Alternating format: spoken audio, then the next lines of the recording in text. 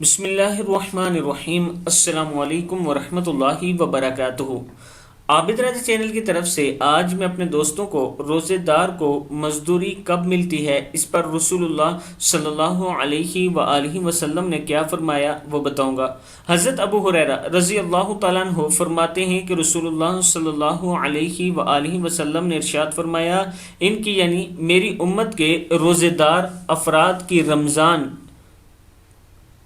کہ آخری رات میں بخشش ہو جاتی ہے۔ عرض کی یا رسول اللہ صلی اللہ علیہ وآلہ وسلم، کیا وہ لیلۃ القدر ہے جس میں بخشش کی جاتی ہے؟ تو آپ صلی اللہ علیہ وآلہ وسلم نے ارشاد فرمایا کہ نہیں، بلکہ کام کرنے والا جب اپنا کام کر چکتا ہے تو اسے اسی وقت اس کی پوری مزدوری دی جاتی ہے۔ مشکات شریف کی حدیث ہے۔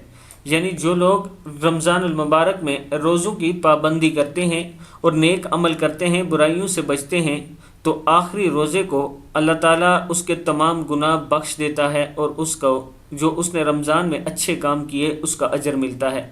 اللہ تعالیٰ ہم سب کو رمضان المبارک صحیح طریقے سے گزارنے کی توفیق عطا فرمائے۔ السلام علیکم ورحمۃ اللہ وبرکاتہ۔